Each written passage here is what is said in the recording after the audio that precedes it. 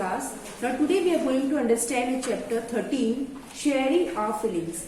Now before we start our lesson, let me tell you one thing कि जब आप यहाँ से स्कूल जाते हो तो आप क्या करते हो, आप कितने एक्साइटेड होते हो अपने दिन भर की सारी बातें अपनी मम्मी पापा दादा दादी के साथ शेयर करने के लिए, राइट। तो इसी तरह हम यहाँ पर चैप्टर में एक लड़की के बारे में पढ़ेंगे जिसका नाम है सीमा। तो आइए देखते हैं वो यहाँ से स्कूल जाने के बाद क्या करती है।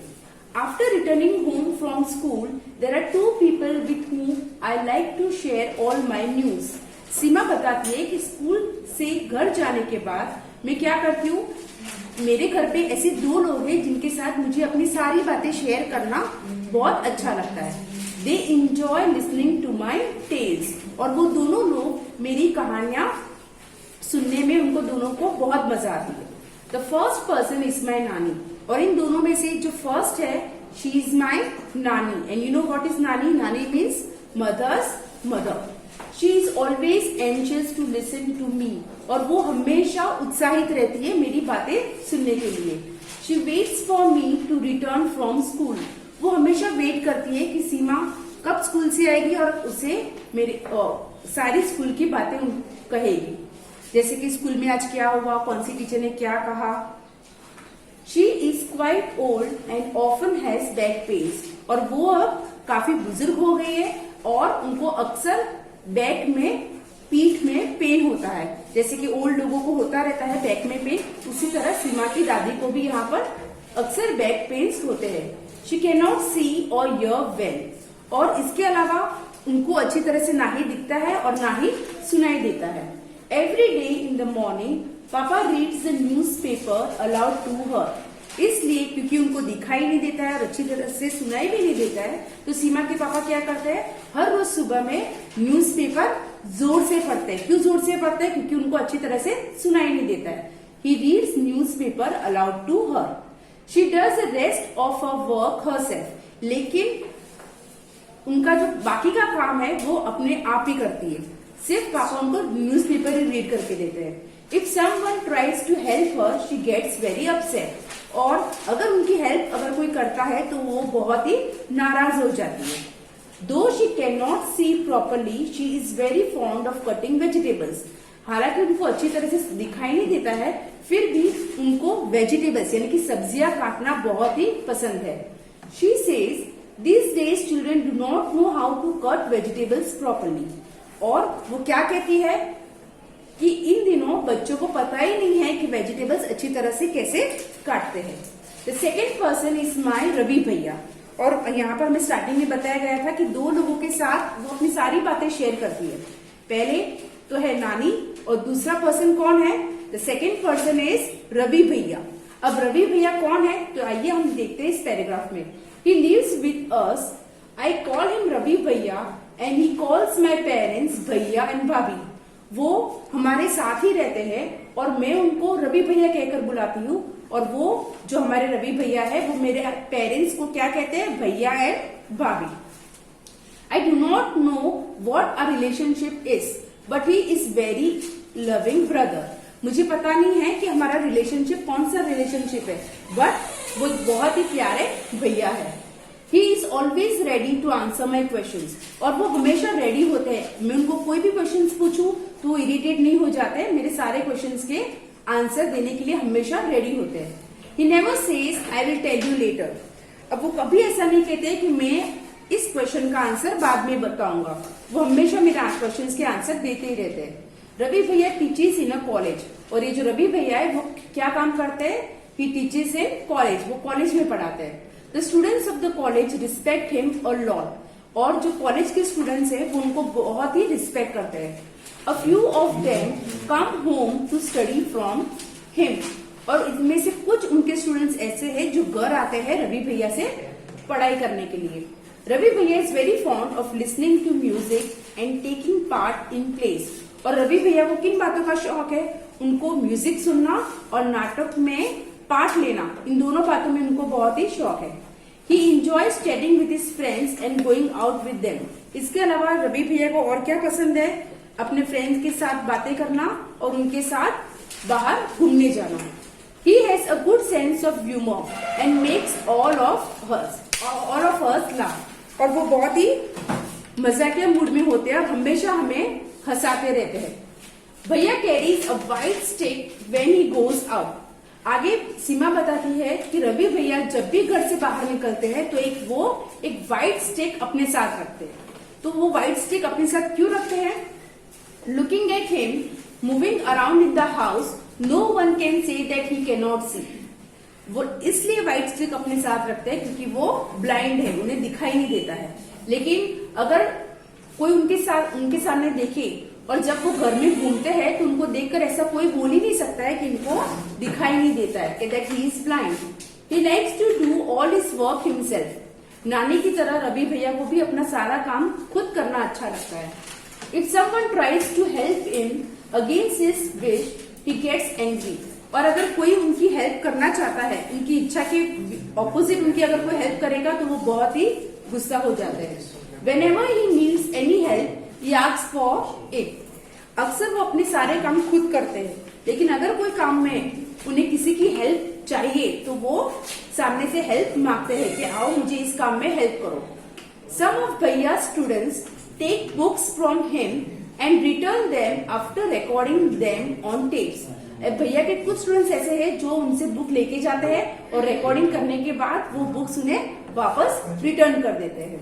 रवि भैया लिसन टू दिस टेप्स, और बाद में भैया क्या करते हैं, वो अपने स्टूडेंट्स की जो रिकॉर्डिंग है वो टेप्स सुनते हैं। Bhaiya has many other books too. The pages of this books are thick and have rows of raised points. और इसके अलावा भैया के पास और बहुत सी बुक्स है, लेकिन उनके पास ये जो बुक्स है उनके पेजेस हमारे बुक्स में जो होते हैं वैसे पेजेस नहीं है, कुछ अलग है। जैसे कि यहाँ पर उनके पास जो बुक्स है उनके पेजेस बहुत ही थिक है, यानी कि बहुत मोटे पेजेस होते हैं, और वहां पर पूरी बुक्स में क्या होता है, पेजेस पे रोज ऑफ रेज पॉइंट, उभरे हुए पॉइंट्स होते हैं, उभरे हुए डॉट्स होते हैं पूरे पेज में। He reads by running his fingers on the raised dot. क्योंकि रवि भैया देख नहीं सकते तो वो कैसे पढ़ते हैं पेज में क्या लिखा है, तो क्या करता है, वो उंगलियों को उन डॉट्स पे ऐसे घुमाते हैं तो उनको पता चल जाता है कि यहाँ पर क्या लिखा है। टू हैव फन विथ भैया I sometimes change the place of A stick. और कई बार मैं क्या करती हूँ, सीमा क्या बताती है कि भैया के साथ मस्ती करने के लिए मैं कई बार जहां पर वो अपनी स्टिक रेगुलरली जो जगह पर रखते हैं मैं प्लेस को चेंज कर देती हूँ, मैं स्टिक को उठा के कहीं और रख देती हूँ। He does not get upset but never he does gets upset but never gets angry. कभी कभी वो उदास हो जाता है मेरी इन हरकतों की वजह से, बट कभी गुस्सा नहीं करते। After all, I am his favorite sister सीमा। और ऐसा क्यों करते हैं वो, क्योंकि मैं उनकी फेवरेट सिस्टर हूँ सीमा। I had hardly reached the door that भैया spoke up. Seema, you seem to be very happy today. और एक दिन क्या हुआ, सीमा क्या बताती है कि मैं अभी दरवाजे तक पहुंची ही थी कि भैया ने मुझे क्या बोला कि सीमा आज तो आप बहुत ही खुश लग रहे हो। और यहाँ तो भैया देख भी नहीं सकते, फिर भी उनको पता चल गया कि सीमा आई है और वो बहुत ही खुश लग रही है आज। Bhaiya recognises not only me but all the other family members from the sound we make as we move. और भैया ने कैसे पहचान लिया कि सीमा ही है यहाँ पर और वो खुश है? भैया ना ही सीमा को बट सारे फैमिली मेंबर्स को उनकी पैरों की आहट से पहचान लेते हैं कि यहाँ पर अभी कौन आया है। He can even tell whether I am happy और सैड। और भैया तो अक्सर ये भी बता देते हैं कि सीमा आज खुश है कि उदास है, तो उन्हें पता चल जाता है। भैया finally I am in the football team I shared my news with him. और एक दिन सीमा क्या कौन सी न्यूज शेयर करती है अपने भैया के साथ कि भैया फाइनली मैं फुटबॉल टीम में सिलेक्ट हो गई हूँ। He patted me and said lovingly, "From today you are my football coach." और तब भैया ने क्या किया, भैया ने सीमा की पीठ थपथपाई और उसे प्यार से क्या कहा, तो आज से सीमा ही मेरी फुटबॉल की कोच रहेगी, आज से सीमा ही मेरी मुझे फुटबॉल सिखाएगी।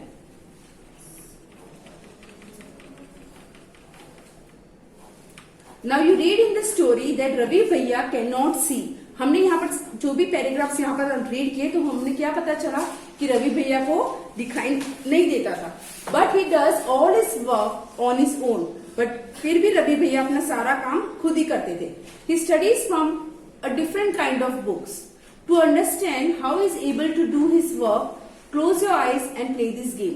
नाउ फिर भी वो क्या करते थे, पढ़ाई करते थे. और जो जहां से वो पढ़ाई करते थे उनकी बुक्स बहुत ही अलग थी. तो वो समझने के लिए यहाँ पर एक गेम के बारे में बोला गया है. Blind fold any one children in the group. One by one, the other children come to him or her quietly. The children who is blindfolded has to guess who the other child is by touching him or her. Take care not to make any sound. Do you know why? In the same way, one by one, blindfold all the other children. Each one has to try and guess by touching who the other children are. Now ये blindfold वाली जो game है, ये शायद नाम आपके लिए नया है, लेकिन ये आपने अक्सर खेली होगी. इसमें क्या होता है, कोई भी बच्चे के आंखों पे रुमाल बांध देते हैं और बाद में वो बच्चा दूसरे बच्चों को टच करेगा, सिर्फ टच करके बताएगा कि वो सामने वाला इंसान कौन है. राइट? इस तरह से गेम में जितने भी बच्चे हैं सबको ब्लाइंडफोल्ड बन जाना है, अपने आंखों पे पट्टी बांधनी है और गैस करना है टच करके कि ये सामने वाला इंसान कौन है.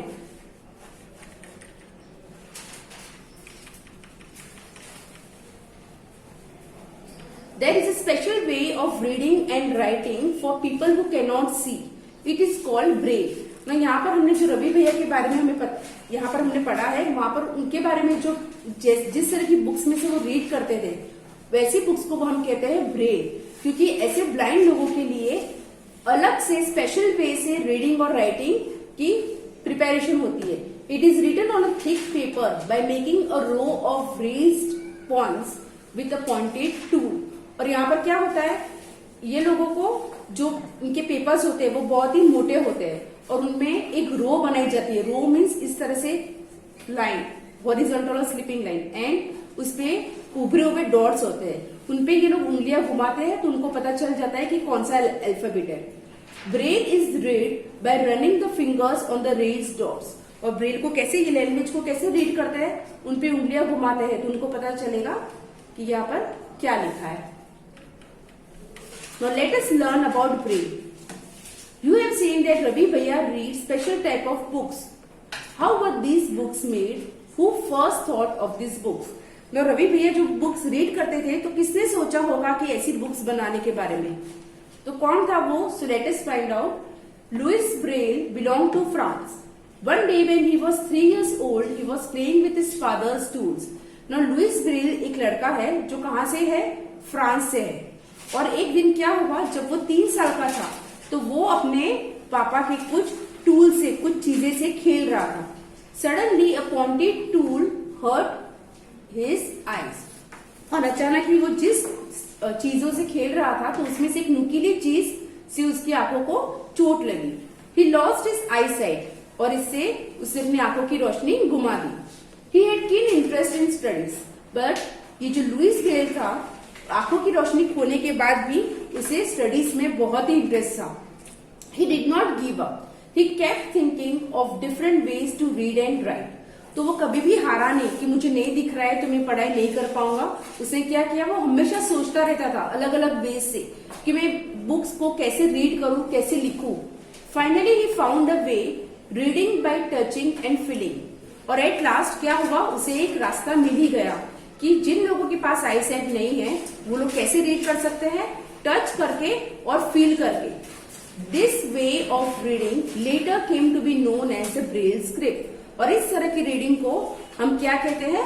Braille script. जो आपको यहाँ पर फोटोज यहाँ पर जो है वहां पर दिखाई देती है, ये जो है दिस इज ब्रेल स्क्रिप्ट. ये ए जो है वो इस तरह से लिखी जाती है ब्रेल स्क्रिप्ट में, B, C, D and E. In this type of script, a row of raised dots are made on the thick paper. Because these dots are raised, they can be read by running the fingers on them. तो यहाँ पर आपको यहाँ पर picture में दिखाई दे रहा है कि यहाँ पर ये जो डॉट्स है, इसमें ये वाला डॉट उभरा हुआ है. तो जब ब्लाइंड लोग जब इस पे ऐसे उंगलियां घुमाते हैं तो उनको पता चल जाता है कि इनके लेटर्स कौन से है. The Braille script has undergone many changes these days. और जो पहले जो ब्रेल स्क्रिप्ट इन्वेंट हुई थी उसके बाद अभी जो ब्रेल स्क्रिप्ट है उसमें बहुत सारे चेंजेस हुए हैं।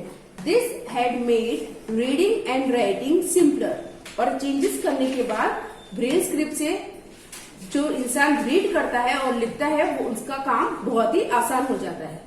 Braille can now also be written using the computer. Now जो ब्रेल है वो ना ही ये लोग पेपर पर कंप्यूटर पे भी यूज कर सकते हैं, कंप्यूटर पे भी उसका यूज करके स्क्रीन पे लिख सकते हैं। So students, with this I have finished my chapter 13. I hope you all have understood it very well. Thank you. Bye bye. God bless you.